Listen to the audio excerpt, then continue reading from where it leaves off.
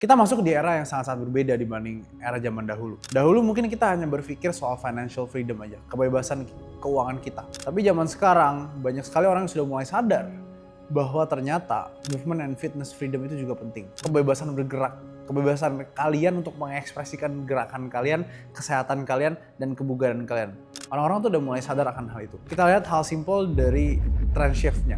Banyak klub lari, banyak lapangan pedal, dan bahkan raksasa sebesar Holy Wings itu mulai membuka tempat-tempat yang berhubungan dengan wellness dan fitness. Dari sini kita harusnya mengerti bahwa kalau kita punya uang, tapi kita tidak punya kebebasan untuk bergerak dan juga untuk hidup panjang, maka uang yang kita kumpulkan itu akan sia-sia. Apalagi jika kita menukar kesehatan kita dengan uang. Saya punya banyak sekali klien, khususnya klien-klien yang sukses. Ada trader, ada content creator, ada CEO dan juga big influencers nih yang kalian kenal, yang kalian pernah mungkin lihat di channel saya. Mereka udah mulai sadar akan pentingnya kesehatan itu. Dan mereka mau meluangkan waktunya untuk memprioritaskan kesehatan mereka dan juga kebugaran mereka. Jadi pada video kali ini saya tuh cuma pengen membuka aja wawasan di kepala kalian bahwa segala sesuatunya itu bukan masalah uang. Ya betul, uang itu memang bisa mempermudah kalian, tapi nggak semuanya bisa kalian selesaikan. Saya akan mencoba membantah apa yang ada di isi kepala kalian yang kalian berpikir bahwa kayak oh ya udah yang penting saya kaya dan yang lain nggak penting. Mentalitas pertama yang biasanya orang-orang yang sukses secara finansial tapi nggak sukses secara fisik punya, itulah mereka masih berpikir segala sesuatu bisa dibeli pakai uang. Udah capek kerja, ya masa sih saya harus latihan lagi? Enakan santai-santai aja dong. Saya bisa hire chef kok yang bisa urusin makanan saya. Dia bisa masakin makan makanan yang sehat. Ini semua merupakan sifat menggampangkan dari orang-orang yang punya uang ini. Kalian harus ingat bahwa uang itu memang mempermudah hidup kalian. Tapi kalian tetap harus put some effort.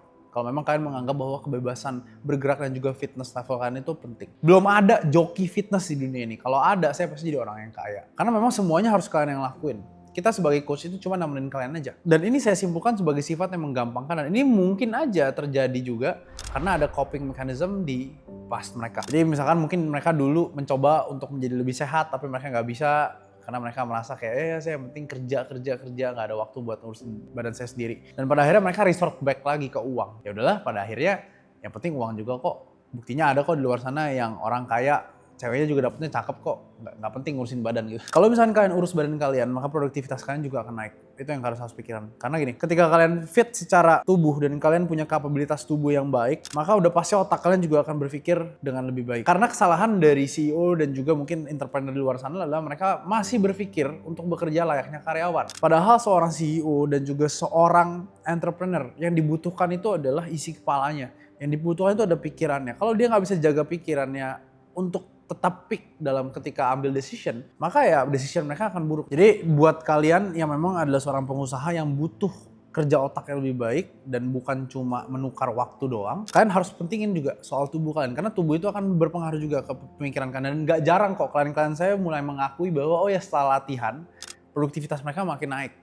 Meskipun dengan jam kerja yang mirip atau bahkan lebih sedikit. Dan yang selanjutnya yang sering sekali juga kita temui itu adalah false binary thinking. Mereka berpikir harus memilih antara uang dan juga fitness. Mereka mengecap bahwa semua orang fitness itu nggak punya duit. Padahal ini keliru. Coba kalian lihat Pavel Durov, Mark Zuckerberg, Elon Musk, Jeff Bezos. Semuanya itu udah memperhatikan kesehatan mereka. Kenapa? Karena mereka tahu itu penting. Dan selama kalian belum lebih pintar dari mereka, saya rasa ya who are you to judge? Mereka mungkin berpikiran mereka nggak ada waktu. Padahal yang mereka lakukan tuh harusnya memanage waktu mereka. Mereka hanya perlu untuk mendesain sebuah environment dan mendesain schedule mereka untuk support fitness di dalam keseharian mereka. Kapan terakhir kalian mengaudit waktu kalian? Coba deh kalian bikin spreadsheet dari awal kalian bangun sampai kalian tidur. Kalian masukin jadwal kerja kalian masukin jadwal makan, jadwal tidur, jadwal istirahat, semua kalian masukin. Dan coba kalian lihat, jujur, ada nggak waktu kosong? Karena ketika mereka mendesain time audit ini, mereka baru menyadari bahwa oh ternyata saya punya waktu kosong sebanyak itu. Jadi instead of mereka luangkan untuk investasi diri mereka, investasi kesehatan mereka malah pakai untuk kegiatan yang nggak penting. Nonton Netflix, doom scrolling, main game yang terlalu berlebihan. Karena kalau kita nggak audit waktu kita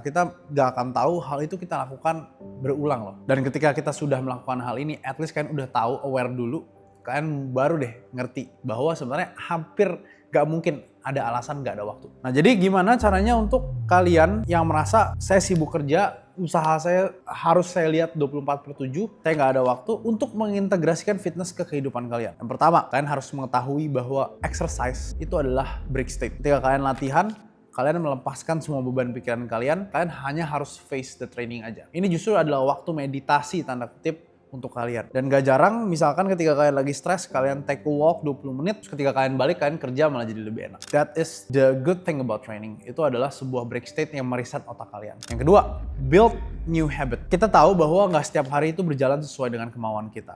Maka kita harus siapin 2 tipe plan. Yang pertama itu adalah baseline plan. Jadi kalau misalkan kalian harinya buruk, kira-kira apa yang kalian masih bisa lakukan, dan kalian harus stick ke itu. Let's say ketika kalian lagi nggak bisa pergi ke gym, ketika lagi sibuk, at least kalian jalan setengah jam, 1 jam, untuk at least jaga aktivitas kalian dan jaga pengeluaran kalori kalian. Dan kalian juga harus siap untuk nantinya ada hari-hari yang oke. Kita biasa bilang dengan stretch plan. Ketika misalkan kalian bisa punya waktu yang lebih banyak, apa yang kalian ingin lakukan? Apa kalian ingin latihan lebih keras dalam satu sesi? Atau kalian mau lari lebih panjang? Jadi kalian harus siapin baseline plan dan stretch plan. Coba kalian juga bisa lebih aware untuk bertanya, apa sih motivasi dari saya melakukan kebiasaan yang buruk ini? Misalkan ada beberapa dari kalian yang sering binge eating, sering nyemil gitu ya ketika misalnya lagi kerja dan lagi stres. Nah kalian coba tanya deh, apakah saya pengen comfort? Apakah saya pengen pelarian? Dan kalian bisa untuk substitusi kebiasaan buruk tersebut dengan kebiasaan yang lebih baik tapi yang menghasilkan reward yang kurang lebih sama. Dan yang ketiga itu adalah ketika kalian adalah seorang pengusaha, ya kalian harus memperlakukan tubuh kalian layaknya usaha kalian. Kalian develop sistem, kalian develop jadwal, kalian develop SOP. Badan itu sepenting itu untuk kalian. Kalau misalkan kalian punya waktu untuk urus badan kalian, itu semua akan menjadi investasi yang balik lagi ke diri kalian. Dan bahkan kalian bukan cuma lihat dari segi kesehatan doang, tapi produktivitas kalian pasti akan meningkat. Pertanyaannya adalah kalian mau atau enggak untuk punya tubuh yang lebih bugar dan kebebasan untuk bergerak itu. Karena ingat, uang seberapa banyak pun yang kalian kumpulkan, pada akhirnya kalau kalian nggak bisa spend itu untuk sesuatu yang kalian suka atau sesuatu yang kalian berharga karena waktu yang kalian nggak punya, karena umur kalian yang akhirnya terkompromi karena kebiasaan buruk kalian, kurang tidur, kerja terus, makan yang kurang bagus, itu akhirnya akan sama aja. Ya, akhir kata saya Doni Sinjaya, saya harap video ini membangunkan kalian. Karena nggak segala sesuatunya itu harus dengan uang, enggak. Kalian juga harus mulai perhatiin tubuh kalian juga. Sampai jumpa di video yang selanjutnya.